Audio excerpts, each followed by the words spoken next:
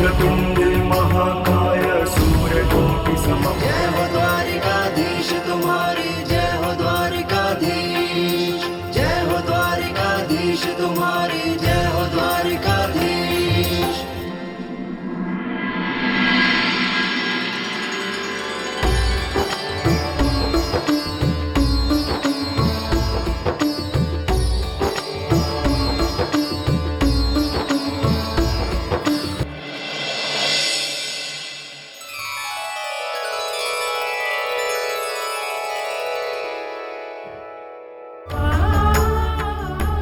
अब वर और वधू अपना दाहिना हाथ हृदय पर रखकर हृदय स्पर्श विधि पूर्ण करो और वचन हे ईश्वर हमारे हृदय इस प्रकार एक दूसरे से जुड़े रहे कि हमारे जीवन के लक्ष्य एक हो जाए, हमारा विवेक एक हो, हमारे विचार एक हो, हम एक हो अपने उद्देश्य प्राप्त करें और संपूर्ण जीवन मेल से रहते हो आनंद से व्यतीत करें।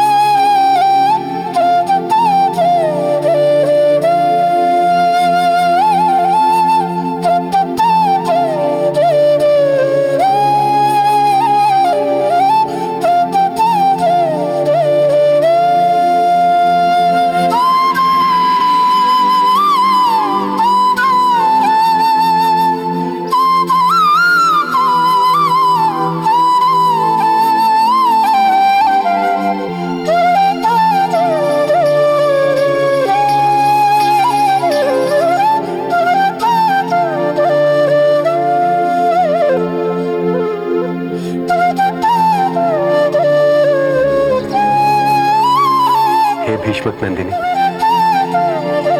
एक प्रश्न बड़ा सता रहा है हमें।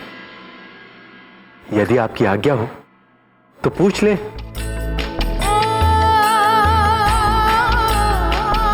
स्वयं को अर्पित कर चुके हैं केशव, हमसे आज्ञा लेने की आवश्यकता कहां बची? पूछिए।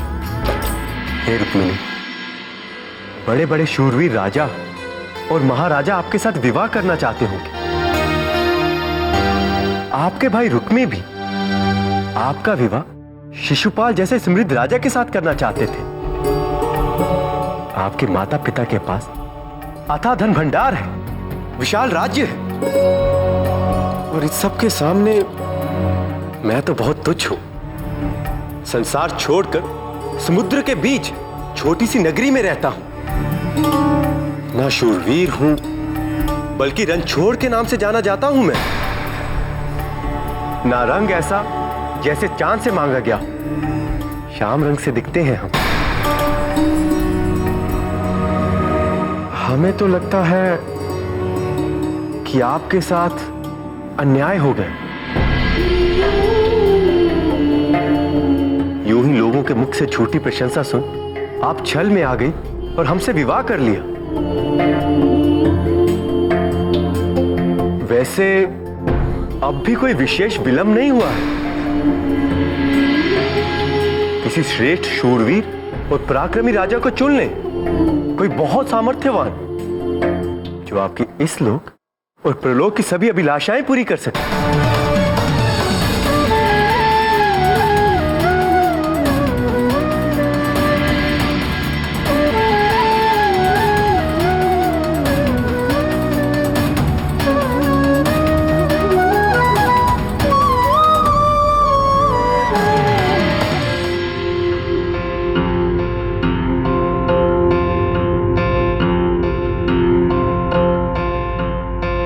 ऐसा भी क्या कह दिया हमने कि आपकी सुंदर आंखों में ये आंसू आ गए?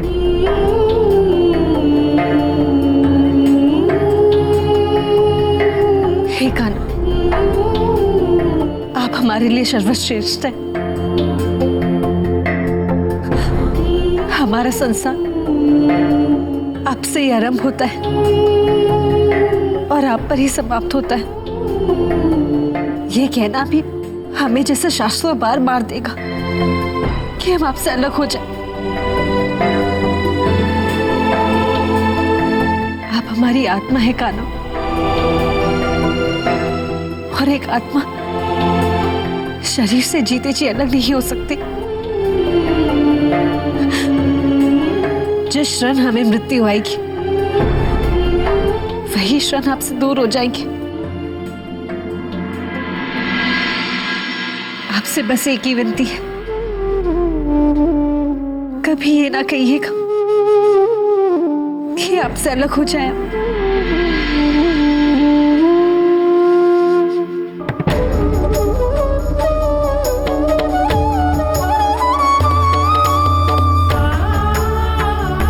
हे राजकुमारी, आपके मुंह से ये प्रेम भरी बातें सुनने के लिए ही हमने आपके साथ ये हास्य परिहास किया था। कृष्ण रुक्मणी एक दूजे के लिए ही बने हैं। इन दोनों को अलग करने का सामर्थ्य तो इतिहास में भी नहीं है।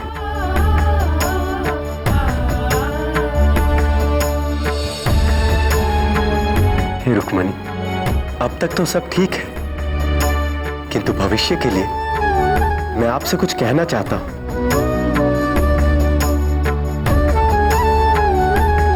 विवाह संबंध एक पेड़ की तरह होता है। बीज धरती पर गिरता है, कोपल स्वयं फूट पड़ती है, पर उसके बाद कोपल का ध्यान रखना पड़ता है। समय पर उसे पानी मिलना, उसे धूप मिलना, यह सब प्रकृति का उत्तरदायित्व है। यदि प्रकृति ध्यान न रखे तो पेड़ को सूखते समय नहीं लगता। बिल्कुल उसी तरह विवाह संबंध का भी यदि पति पत्नी मिलजुल कर ध्यान न रखे तो उसे मुरझाते भी समय नहीं लगता। पति पत्नी दोनों को प्रेम, विश्वास और समय ये सब अर्पित कर इस संबंध का पालन पोषण करना पड़ता है। हर मनुष्य दूसरे से भिन्न है, इसलिए केवल पत्नी को ही नहीं, पति का भी समझौता करना आवश्यक है। धैर्य रखना, क्षमा मांगना और क्षमा कर देना, ये सब विवाह संबंध रूपी गृहस्थ पेड़ के भोजन होते हैं जो अनवरत देते रहना पड़ता है।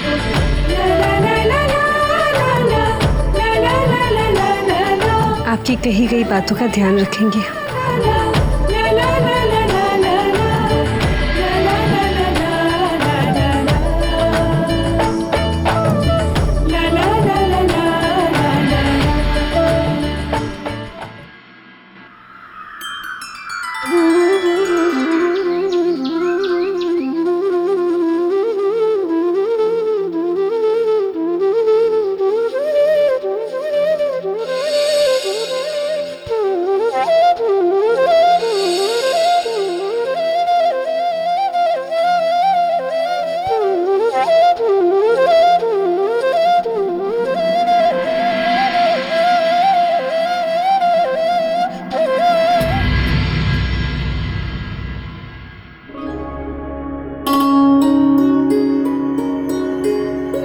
आइए कृतवर्मा।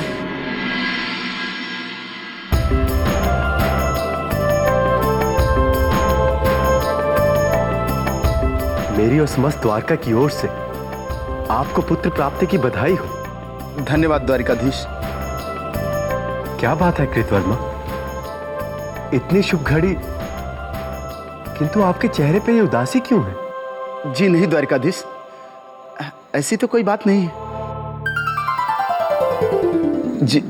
जी मैं आपको, महारानी रेवती और महारानी रुक्मणी को अपने पुत्र को आशीर्वाद देने के लिए आमंत्रित करने आया हूं। कृतवर्मा, आज हम इतने पराये हो गए कि आप इसके लिए हमें निमंत्रण दोगे?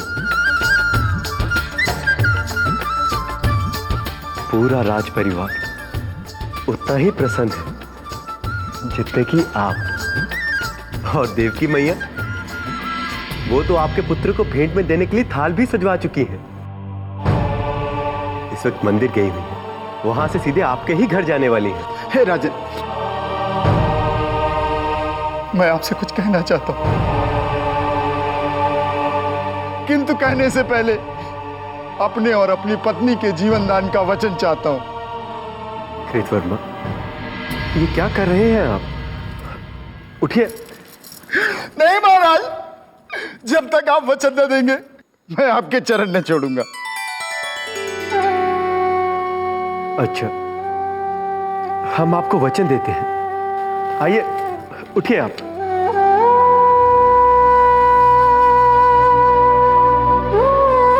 महाराज, मेरी बात को अन्यथा ना ले, मुझे क्षमा करें जो ये मैं आपसे कह रहा हूं। माता देवकी मेरे लिए कहने मात्र के लिए माता नहीं, मैं उन्हें हृदय से माता मानता हूं। पर महाराज, उन्हें यदुकुल में अभिशापित जननी कहा जाता है और उनका मेरे बच्चे के निकट आना,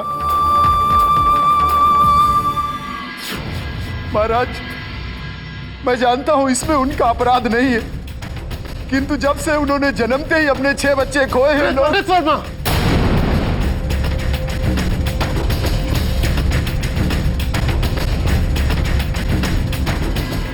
माता देवकी के बारे में अपशब्द कहकर अपनी मौत को न्योता दे रहा है क्या कृतवर्मा?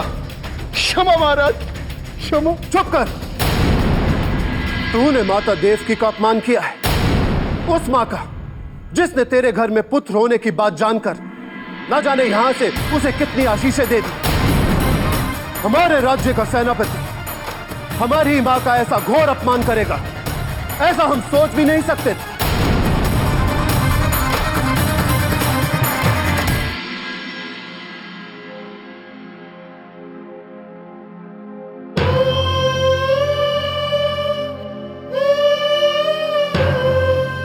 हे कृतवर्मा, मां देवकी स्वयं एक माता है।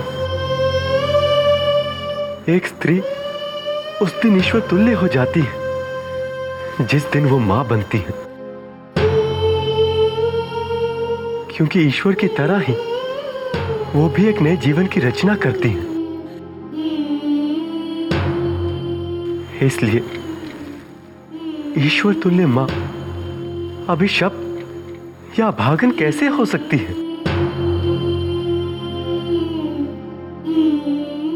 आप इन शापित और अभिशप्त जैसे अंधविश्वासों में विश्वास ना करें। हे राजन, मुझे क्षमा करें। मैं जानता हूं माता देवकी मेरे प्रति क्या सोचती है, और मैं ये भी जानता हूं कि वो मेरे बच्चे को वैसे ही प्रेम करेंगी जैसे मेरी सगी मां करती। पर राजन, ये मेरे मन का विचार नहीं है, मेरी पत्नी के मन का विचार है।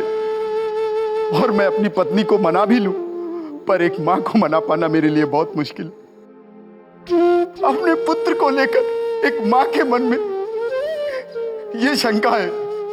मैंने बहुत समझाया, किंतु वो कहती है यदि माता देवकी आई और इसके पुत्र को कुछ हुआ तो वो मेरा मुख न देखे जीवन भर।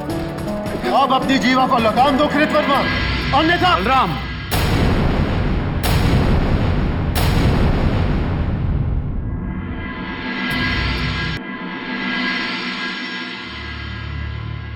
अपने क्रोध पर संयम रखो बलराम। वो पुत्र कृतवर्मा और उनकी पत्नी का है, उसे कौन आशीर्वाद देगा और कौन नहीं, ये केवल उन दोनों का निर्णय है। इस निर्णय का अधिकार एक राजा को भी नहीं है।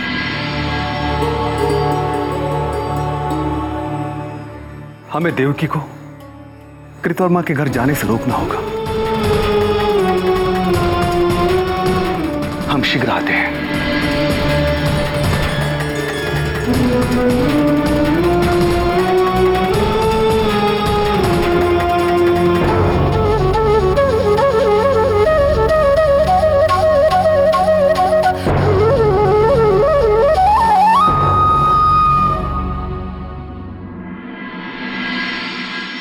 तेरा आभार माता, जो बरसों तड़पे कृतवर्मा की तड़प मिटाई तूने।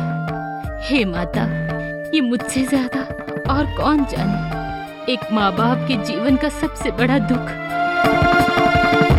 अपने कलेजे के टुकड़े को खोना है।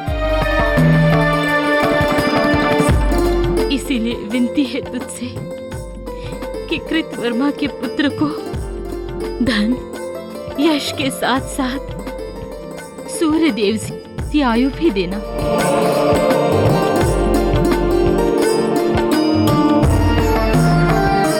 महारानी देवकी कहाँ है? महाराज, वो कृतवर्मा के घर गई हैं।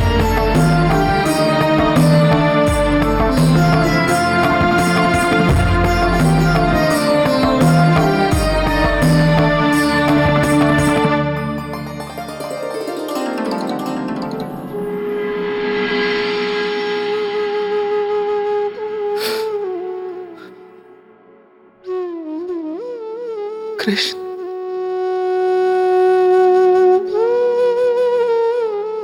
पुत्र, जो हुआ उसमें देवकी का कोई दोष नहीं था। तुम्हारी माता विवश थी पुत्र।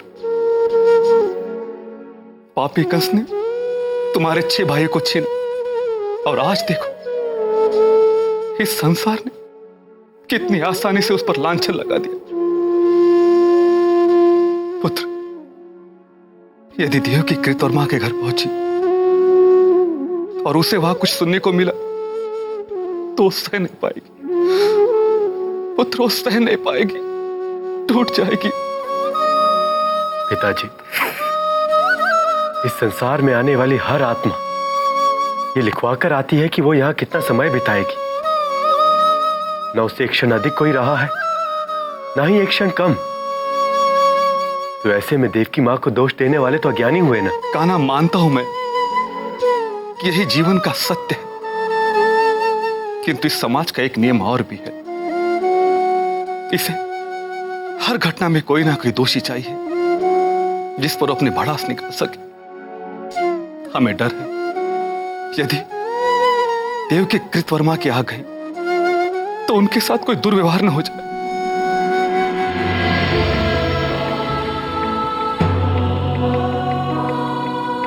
ऐसा कुछ भी नहीं होगा।